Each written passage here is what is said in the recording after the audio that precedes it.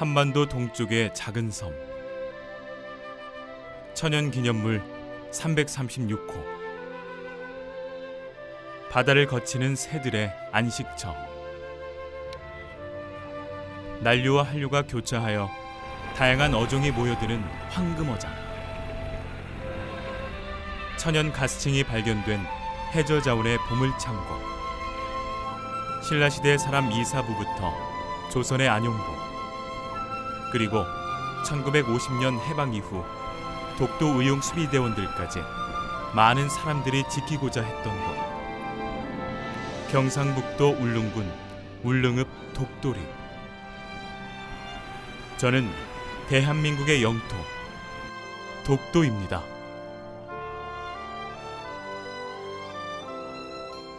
평화로운 섬인 저 독도는 아픈 과거로 지금까지 상처받고 있습니다. 저는 일본의 한반도 침탈의 첫 희생물이었습니다. 제국주의 야욕에 불타던 일본은 1904년 러일 전쟁을 일으킵니다. 그리고 1905년 러시아 함대를 감시하기 위해 독도를 주인 없는 섬이라며 불법 편입합니다. 그런데 저 독도가 과연 일본의 주장대로 주인 없는 섬이었을까요? 1145년에 발간된 삼국사기를 포함하여 한국의 수많은 옛 문헌과 지도들은 독도를 오랜 옛날부터 한국의 영토로 기록하고 있습니다.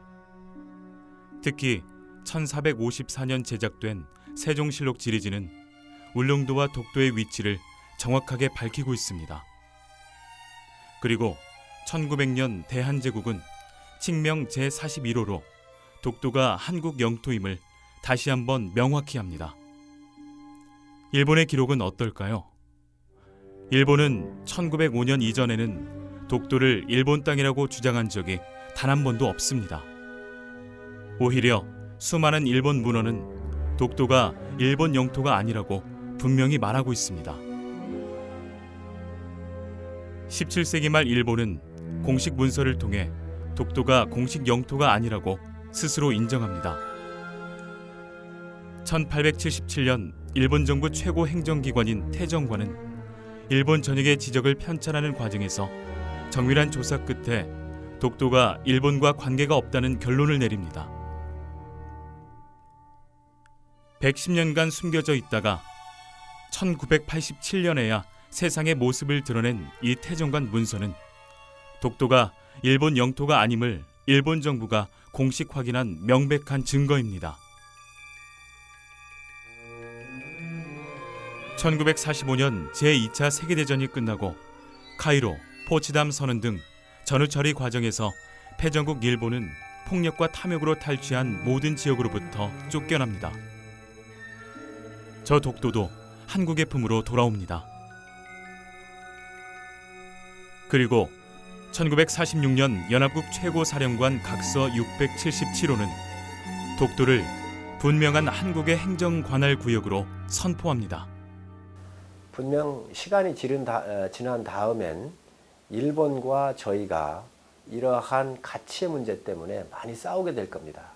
잘못 교육받은 일본 메인스트림과 또 우리의 젊은이들이 다음에 대응을 하게 될 텐데요. 그에 대한 일환으로 순수한 국민운동으로 막연히 독도는 정부가 지킬 거라고 지금 국민들이 생각해왔고 지금도 그렇게 생각하고 있습니다. 이거에 대한 인식을 바꾸어서 정부뿐만 아니라 우리 국민 전체가 우리 영토에 대한 소중한 교육을 통해서 일본에 대응할 수 있다고 생각하기 때문에 지리적으로 역사적으로 독도는 우리의 땅임에 틀림이 없고 또한 국제법적으로도 현재 우리가 이 땅을 소유를 하고 있고 그리고 방공식별구역이라든지 항공식별구역 등등 국제조약을 통한 국제협약에서도 현재 이 부분을 인정을 하고 있습니다. 그래서 일본과 이 문제는 얼마든지 우리가 논쟁을 해도 이길 수가 있습니다만은 일본은 자기들이 시네마현에 편입을 했다 하는 1905년에 편입을 했다는 이 사실 하나만 가지고 줄기차게 주장을 하고 있습니다. 그래서 우리가 독도에 대한 이것을 지키기 위해서는 현재 우리 국력을 튼튼해서 조금 더 허술한 면이 없도록 독도를 잘 지킬 필요가 있다 하는 것입니다. 저 독도는 대한민국 주권 회복의 상징입니다. 저를 둘러싼 일본의 역사 왜곡 문제는 건전한 한일 관계를 유지할 수 없는 치명적인 현안입니다. 동반자적 관계로 미래를 열기 위해 일본의 끊임없는 도발적 행동으로부터 평화의 섬, 저 독도를 기억하고 지켜주세요. 저는 영원히 한반도의 동쪽 끝에서 대한민국의 영토로 자랑스럽게 서 있겠습니다.